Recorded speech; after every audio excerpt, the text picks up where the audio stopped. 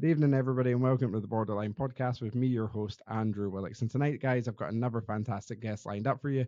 We're joined by Esther-Lynne, who's an engagement officer for the charity ReEngage. Now, ReEngage are obviously who we're going to be speaking about tonight and what they can offer in our area. They primarily focus on supporting and offering companionship to the elderly and engaging them with them in activities. Now, one of the major talking points that we are going to keep on coming back to is the need for volunteering. Now, we ReEngage are trying to adapt in our local area and are crying out for volunteers. Such a little bit of your time can go such a long way, guys. So, again, there'll be a load of information in this episode exactly how you could go about volunteering. If not, go into the episode description below, and there's going to be a ton of links across there. You can even email Esther yourself. So, guys, get volunteering.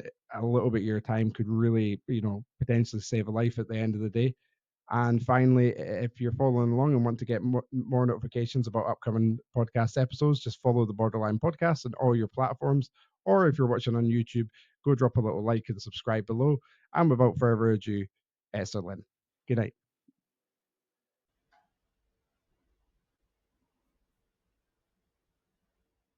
So, Esther, thank you so much for giving me up a little bit of your time today to come on the Borderline Podcast. How are you doing? I know you're a little bit nervous because it's your first podcast, but how are you? Yeah, doing well, doing well. I'm just excited to do my first podcast, I guess. Well, it's honestly, it's an honor to have you on doing your first podcast. As I say, there's nothing to be nervous about. I know it's a little bit nerve-wracking, but the importance of the message that we're going to get out today is surely going to circum that. So, I remember a couple of months ago, I was just going through my Facebook, and then I came across this little post on the IMO community notice board that grabbed my attention straight away, and that was you looking for volunteers to support the elderly for a charity called ReEngage. Obviously, that's why we've crossed paths this morning. Who is ReEngage? Yeah, well, great that you kind of came across that post. A lot of what I do is just putting Facebook posts out and hoping that people respond.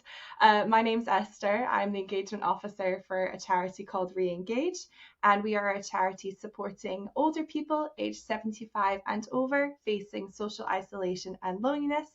And we do this through several different activities, different groups, and companionship service, all supported by our fantastic volunteers.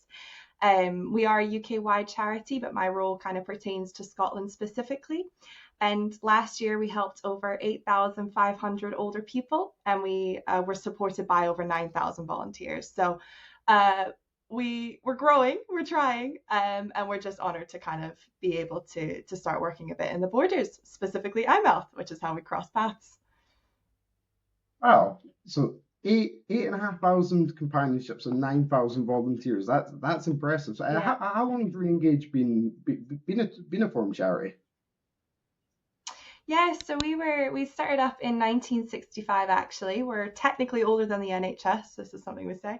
And it was started off by a man down in London who realized that one of his elderly neighbors, she hadn't been outside, she hadn't talked to anyone, and she didn't even have electricity. And he realized that sort of she was lonely but adjacent to him. And so he set up a group that really was just started off by having a conversation, and it grew from there. We have groups set up right across the country, and we're really just kind of on the basis of a good chat can mean the world. It can be a lifeline to somebody, and it doesn't need to be expensive. It doesn't need to be complicated. It can just be a chat, really. Yeah, that's a lovely simplistic approach. Say a chat can save the world, which is so true. Yeah. So yeah, so like I said at the start, I seen your post. It was looking for volunteers, and obviously 9,000 volunteers is a hell of a lot. Mm-hmm. Do you struggle to get the amount of volunteers to keep up with the demand? Then is that obviously volunteer must be the main priority for you guys as a charity, yeah? Yeah, absolutely. So our demographic that we support is over 75s. We're a little bit older than a lot of other older people charities. A lot of them start from 50, a lot of them start from 60 plus. And so we've narrowed it down. So you'd think that we wouldn't need as many people, but in fact, that age group is the fastest growing demographic in Scotland. And in the borders specifically, that's due to grow by about 30%. And so we can't keep up really. And unfortunately, especially after COVID, a lot of the things, back in 1965, we saw someone living alone, and that doesn't change, and it only got worse after COVID. So we're really looking for our volunteers to kind of step back into their community as well. It's not we're not just here to support older people. We're here to support the volunteers as well. And a chat goes both ways. We're not just we're not just speaking one-sided, are we? No. That something that I just picked up there as well is obviously, yeah, the pandemic was hard for everybody, Mm. but for the Oh elderly, yeah. that must have been disastrous. Did this? I'm just thinking how to word this. Did the charity suffer at all in the way that elderly might have been reluctant to get back into the community, to get back into companionships? Obviously, with because COVID was a scary thing. Mm. Yeah. Yeah, Yeah, absolutely. So yeah, oh, apologies. sorry, So I no, guess with no. the I think we crossed paths. I think the lapsing. Do There we go. I've just you want to ask the added a question marker, again? so I'll just yeah, I've just Okay, added a cool. marker, so I'll edit this bit out. Yeah, so obviously COVID was a horrendous time for everybody, and more so for the elderly when we talk about the isolation that they went through for such a long period of time. Was there any reluctance after COVID for the elderly to to re-engage with the community? Is that something that you noticed? Yeah, well, definitely. And so when COVID happened, we had people who were shielding and they were told not to leave their homes, and they were, the first people told to not really go out. And then they were continued to told to be staying indoors, and then that kept going after sort of we went back to normality, whatever normality is. And so there are people who haven't left their homes in years. We're talking over 5 years, people haven't left their homes. And rightfully so, as you said, it's scary. If you've been told for 5 years not to go out, why would you change that? So where our role comes in as a charity is looking at how do we do this creatively. And actually, we started up a service called Call Companionship, which is just a telephone befriending service. There are a lot of befriending services out there, and they're all fantastic. But again, we kind of went back to our roots of how simple a conversation can be. So it's not goal orientated. It's not mentoring. It's literally just a conversation setting up. And that was able to take off because that's 30 minutes of a volunteer's time once a week, 30 minutes of an older person's time once a week. And it's somebody that's not their GP, it's someone that's not their family, it's someone who can just listen and literally chat about anything, what's on the footy or how the weather is, or something like that. And then from that as well, we were able to start up our Rainbow Call Companionship service, which is an LGBTQ plus specific service. And that again is a telephone service. It's 30 minutes once a week with an older person and a volunteer. But it's specifically for somebody within the LGBTQ plus community, and an older person in the LGBTQ plus community, which is unfortunately lacking in a lot of services. I think people think that once you turn 50, sort of your sexuality and your romance just gone. But in reality, we're all going to go old one day, and we're all going to have these feelings that we still have now. And we all just want to chat, really. I'll keep repeating that. We all just want to chat. Well, ironically, it's exactly what we're doing. Exactly. It's that's amazing. Sorry, I'd done a little bit of research on your website before the thing. I Mm, totally missed that, so that was really refreshing to hear. So obviously, yeah, yeah. you offer a lot of activity groups. Mhm. What kind of activities as well, other than the 30-minute calls, could Reengage offer? Yes, so our core services, as we call them, are tea parties and activity groups. So our activity groups are the things that we're launching in iMouth, and hence my social media post. And these are really anything anyone wants them to be. What we do is we come in as a charity and we facilitate a group. So we sort the admin, we sort the venue, We sort the refreshments. And we just kind of enable a space for people to come together. So if somebody one day comes in and decides, oh, do you know what? I'd love to do some singing today, then the group does singing. It's really a community group. We used to be called Contact the Elderly, and we've rebranded into ReEngage, which is the name we are known now. And that really is kind of something we want to take forwards. We're re-engaging with the community. We're just giving people the resources to do so. So yeah, the activity can be absolutely anything. The iMouth group has yet to have an activity decided. So we're still kind of listening to people, seeing where that goes. But yeah, we've had anything from silent discos to chair yoga. We've had a petting zoo. Um, the idea is really to kind of just combine that conversation with some sort of physical activity, something that's engaging your core, something that is getting you out of the house, something that's getting you moving. But sky's the limit, really, with what it can be. Yeah, that's incredibly creative, getting a petting zoo in Eyemouth. I know. Bravo, bravo. So, just while we're on the topic locally, did you have much success? Just going back to your original post when we first met and started talking, and did you get much volunteers coming out of Eyemouth? Yeah, we've had a few. I think the difficulty is that things just take a wee bit longer than I think we expect them to take.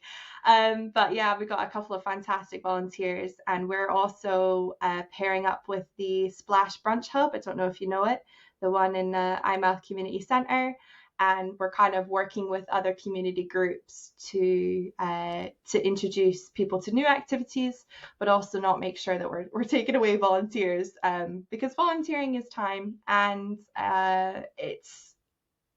yeah, we don't want to kind of spread people thin. That's the idea. But in iMouth especially, the response in terms of, oh, I'll share it, oh, I'll talk about it, has been phenomenal.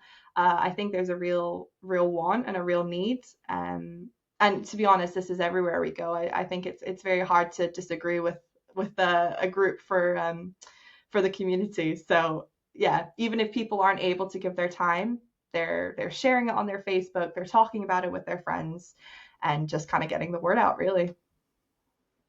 Yeah, 100%. It's lovely, and like I say, we do have quite a large elderly community for Mm, being such a small mm-hmm, little town as well. So that's really refreshing that we are getting some volunteers. Just to kind of pan over it again, just how important are the likes of these activity groups or these half an hour chats? Just how vital are they to elderly people that are maybe suffering from a little bit of loneliness? mm-hmm. Oh, completely. So last year there were 30 million. Now, bear in mind, this is across the UK. There were 30 million visits to a GP related to something that was to do with loneliness. And that's just going to a GP. That's people who have managed to get an appointment, have managed to get in front of their GP and just want to talk about being lonely. Um, Loneliness affects us all, and it affects us all in completely different ways. And I think sort of assuming that we can just get by on our own, I think can be to detriment, and it often makes it a lot worse. Um, Putting on groups like activity groups or our telephone conversations or our tea parties, which is again cup of tea and a conversation, uh, it just gives people the space to take that first step without it being complicated.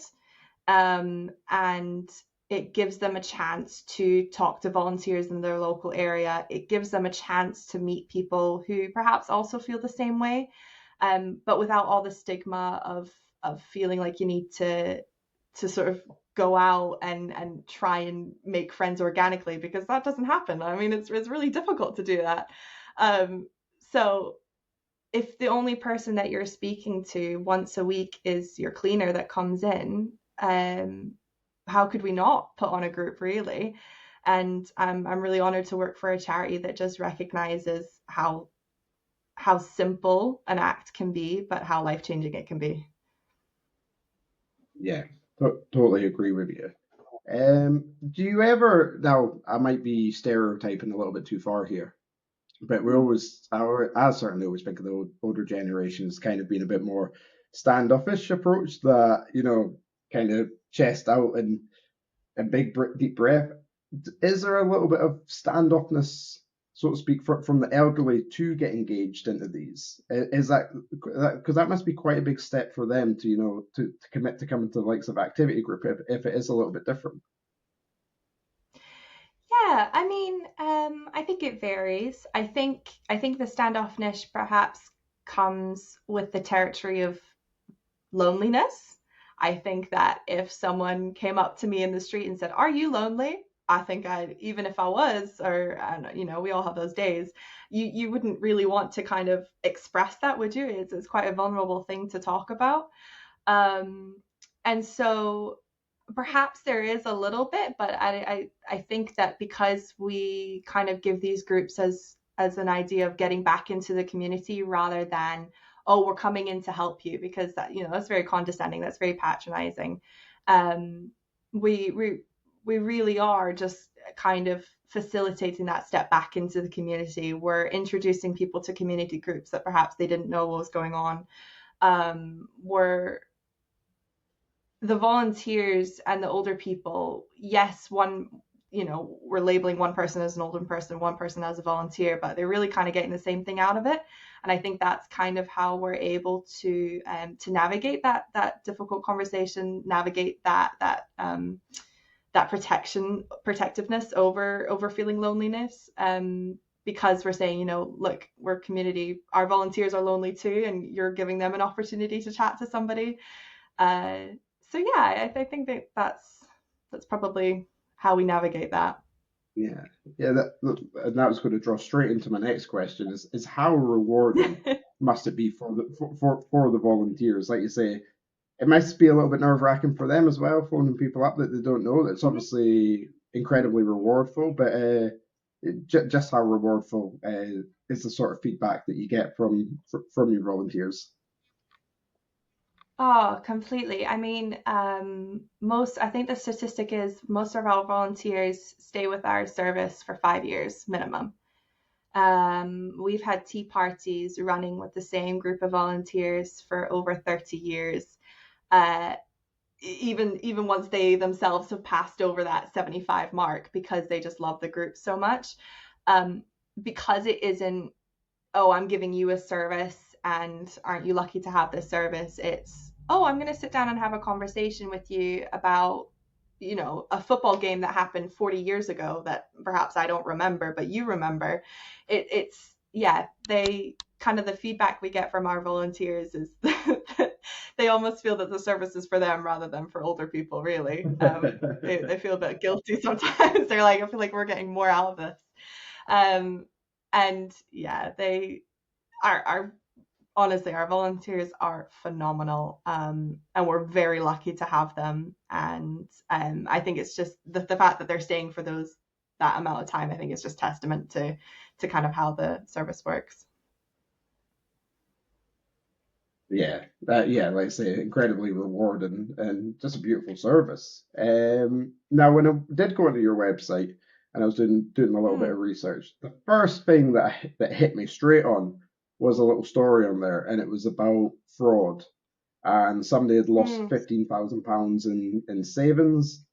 And I Yeah. know we know it exists, but just how common is that, particularly with the elderly as well? Yeah, I think unfortunately people monopolized on a situation of vulnerability. I think changing the way we kind of talk about it, it's not necessarily older people themselves that are vulnerable. I think it's that they are in vulnerable situations and people take advantage of that. So, for instance, say you go into hospital for an operation, and you're in hospital for a certain amount of weeks, certain amount of months, and you come back home and you're suddenly trying to get back into your routine, and you're not. You pick up a phone and you're like, oh, I'm not quite sure who this is, and then you get caught into that conversation. That's a vulnerable situation. And I think again it kind of comes around to the whole pride thing, is that we just want to make sure that we're informing people how to see the signs, who to talk to, and yeah, it's unfortunately it is a situation. And as part of our training, actually, we put our volunteers through, we put them through ways to spot signs of fraud and signs of scamming, so that they are able to support older people as well. So if someone comes to one of our groups, for instance, and says, oh, I had a conversation with so and so, and I wrote this check or whatever, they can kind of immediately flag that up and go, actually, no, that's not quite right. Kind of feed it back up before it goes any further. But, and, I think actually comparatively to a couple of years ago, people are more informed, but it does unfortunately mean that scams tend to get more complicated. You can't quite keep up with it, really. But yeah, I lost my train of thought. It's okay. Oh yeah, just having it on our website. Yeah. Having it on our website is just a way that we can to kind of spread the information about it, and just make sure that we're all protecting ourselves, really. Yeah, thanks for that. Like I say, it's a horrible one. And it's not just the elderly, Yeah. by the way, who gets frauded. I am a victim because I am the most gullible person on the planet. It's been twice, actually. That's something I'm not proud of. So, obviously, loneliness is the major thing that you're trying to combat from out here as well. Mm-hmm. And but what other dangers are the elderly exposed to by being lonely in terms of when we do talk about our mental health? Because loneliness can lead to a lot of depression, which can lead to a lot of hopelessness. Is that something that you or your volunteers have to maybe be trained in or deal with? Yes, so I mean, loneliness actually has a physical effect, and we know this. We've seen this. It reduces your lifespan because of the toll it takes on yourself. And if we look back to kind of people who've been shielding for 5 years, for instance, um, you may think, well, what's the point then? I've been inside for 5 years. It's not getting any better. I might as well just kind of stay inside, and it's sort of a burrow down technique, and that's something that we do to protect ourselves as well, isn't it? We kind of shield ourselves in and end up kind of spiraling back down. So giving people an easy step, an easy first way out. We're not going to chuck you in the deep end with it. And I just totally lost my train of thought again. It's a good. Put a marker There's in. a lot of markers going in, so this will all get edited. Yeah. Would you mind repeating the question, just so I can get back onto my? Yeah, it was potential mental health from loneliness. You're talking about obviously the physical effects that will have reducing your lifespan, and if any of your volunteers are maybe a little bit trained with a little bit of mental health training to become equipped if they do come across that. Oh yeah, okay, cool. Yeah, so with the effects that loneliness can have on us, sometimes there are signs, sometimes there's not, that we're kind of recluding back into ourselves.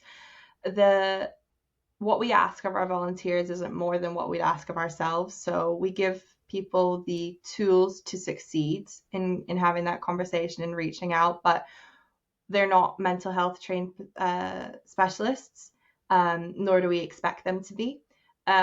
We put people through training to recognize signs, and because we're able to work alongside health professionals and other community groups, we can use this as a collaboration project to reach out, because we're not going to take on more than we're capable of, nor would it be fair for the person that we're trying to reach, by pretending we can do all of this. And I think loneliness can look like so many different things for different people. I think that's also one of the trickiest parts of it.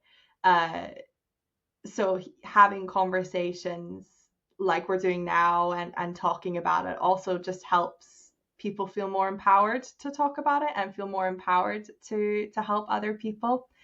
I know that before I started working for this charity, I it's okay not to be okay. That phrase, we use that a lot, but what does that actually mean? What can we actually do with that phrase?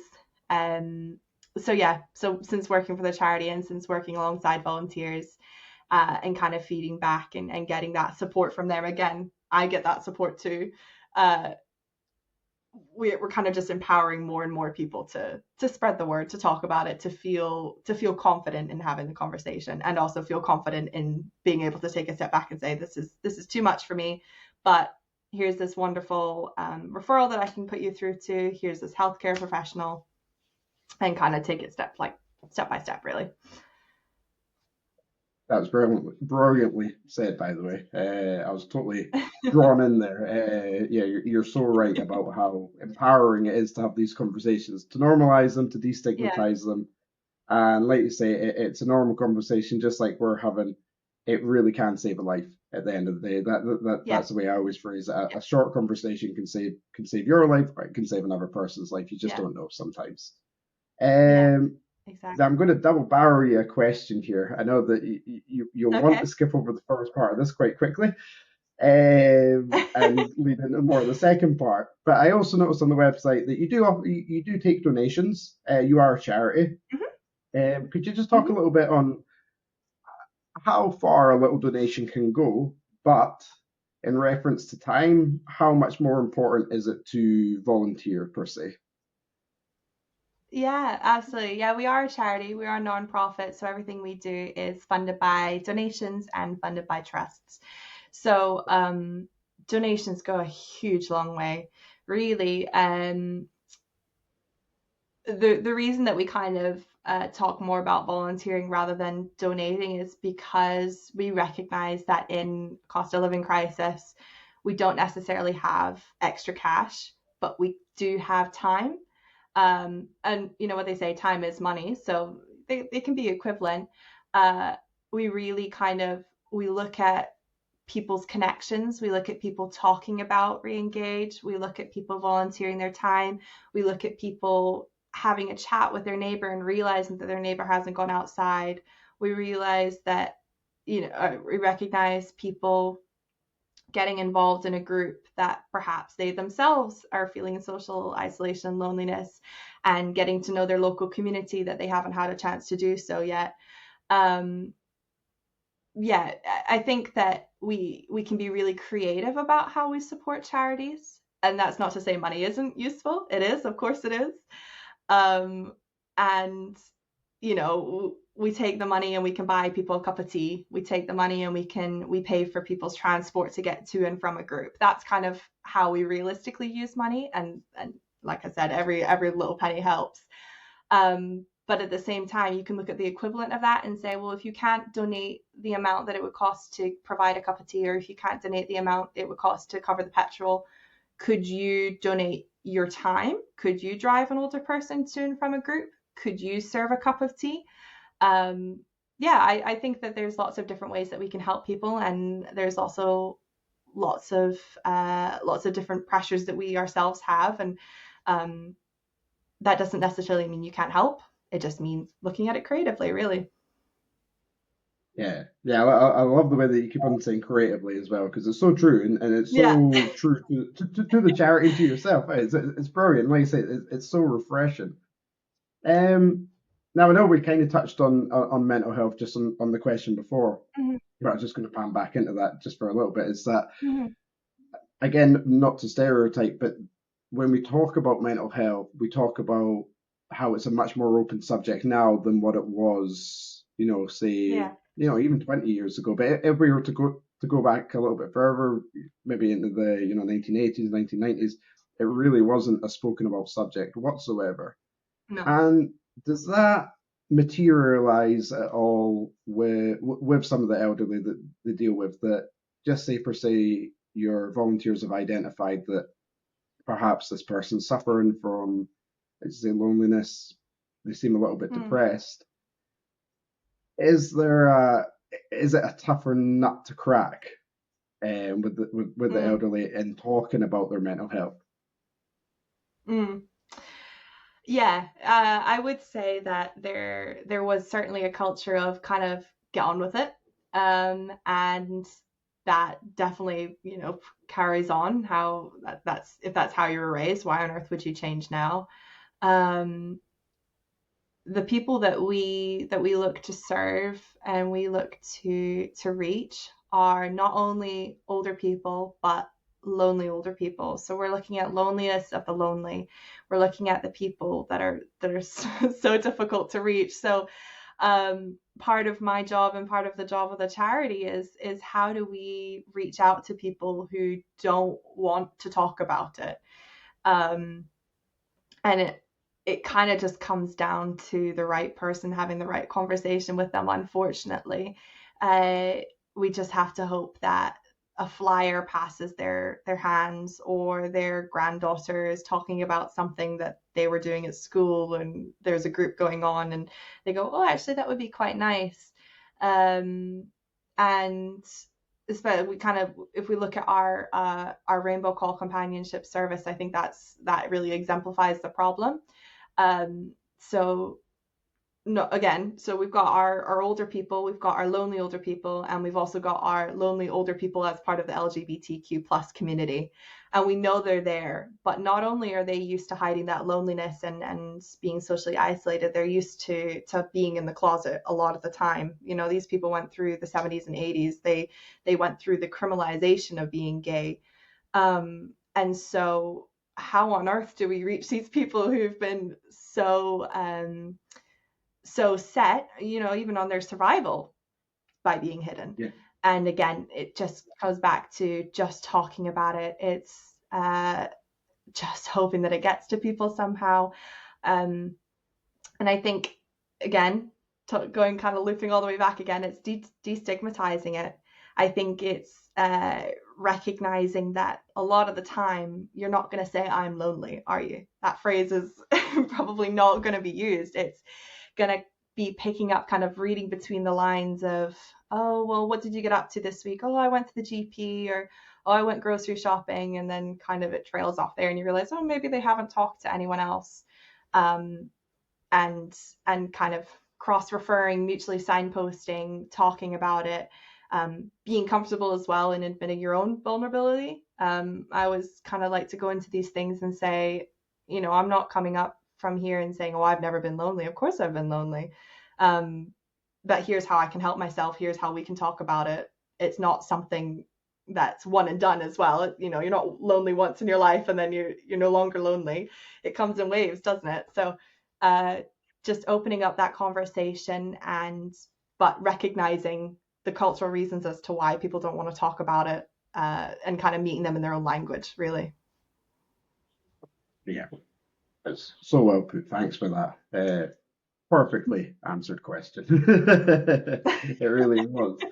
So let's just say I came across the ReEngage website. How could I go about volunteering?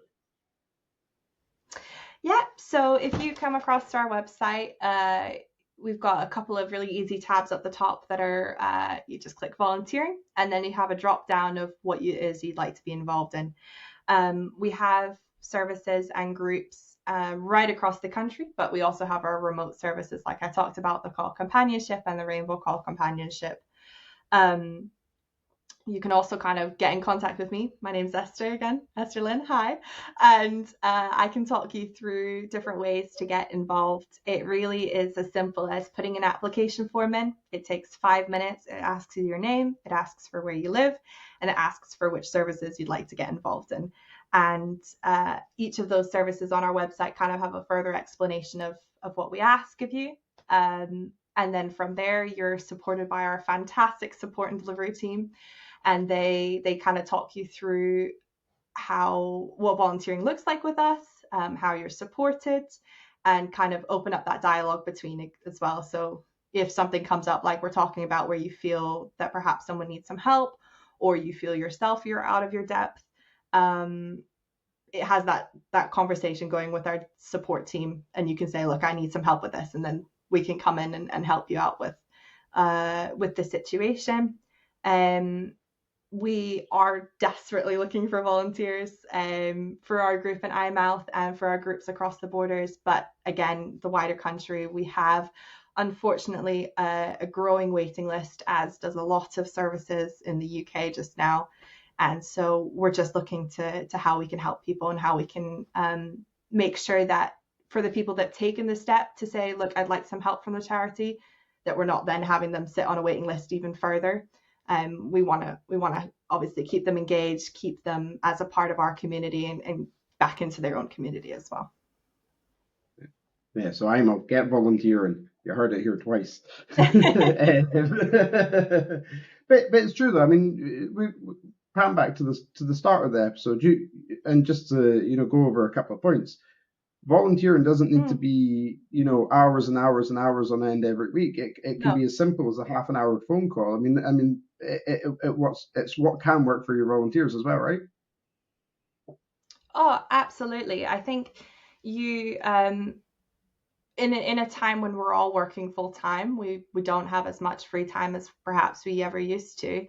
It's looking at kind of what you can accommodate in your time. So we've got everything. We've got our 30-minute weekly conversation. That's the remote telephone call.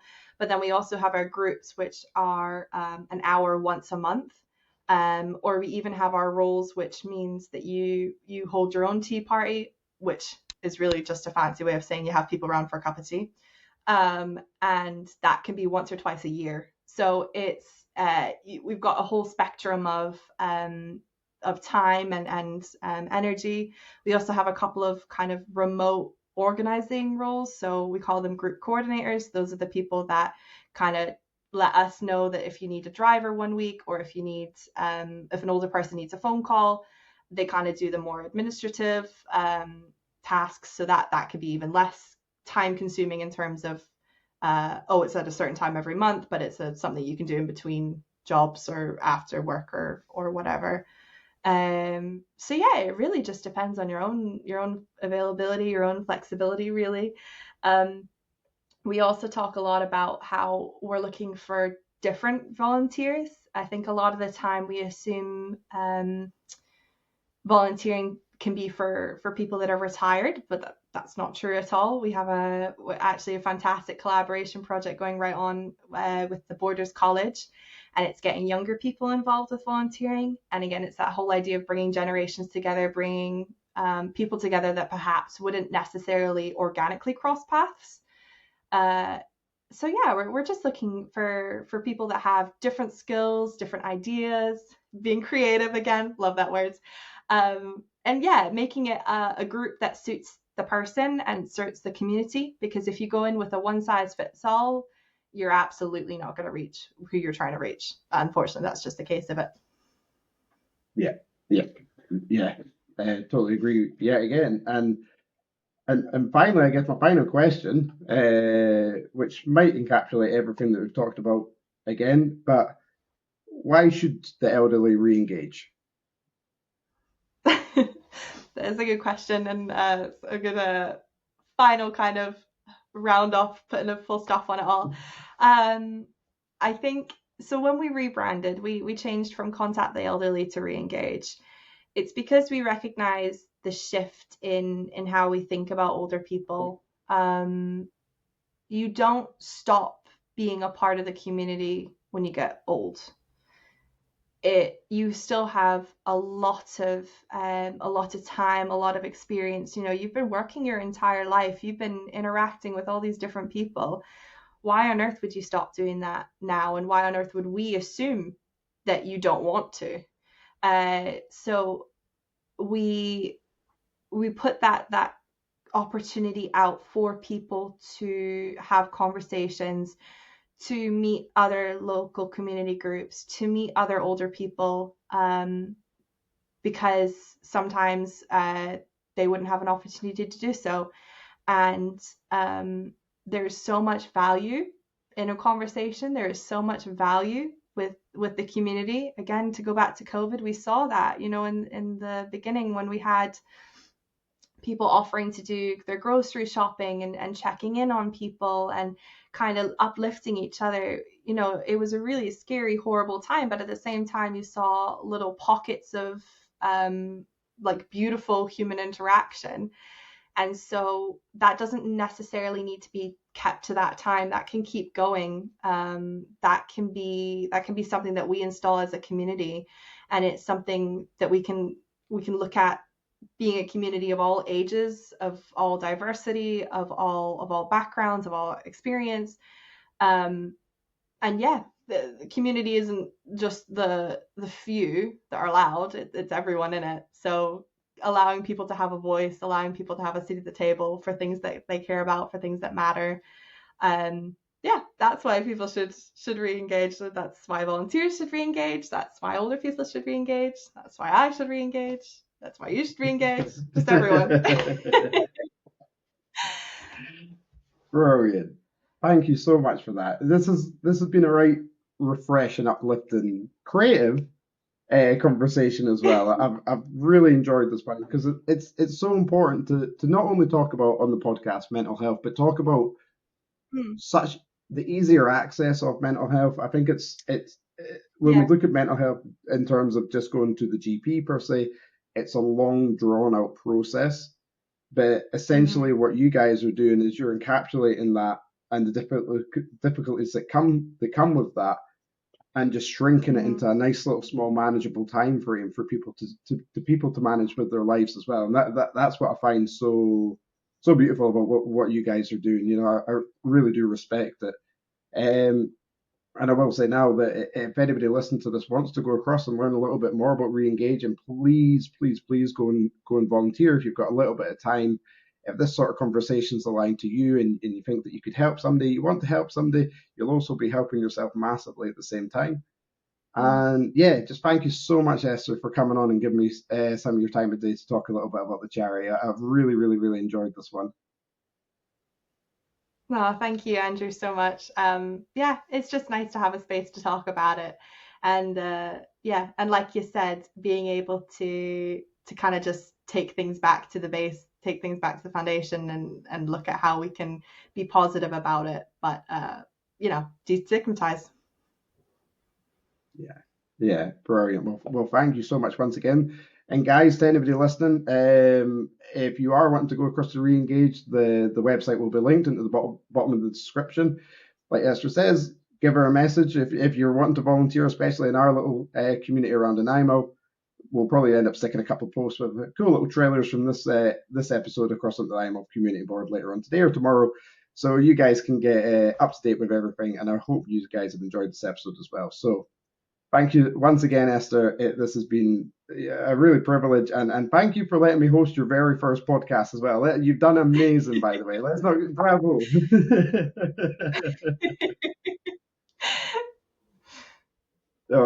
It's been a fun one. So, guys, that's just about it for this one. From Esther from ReEngage and from Andrew here on the Borderline podcast, I hope you have a wonderful evening. Good night.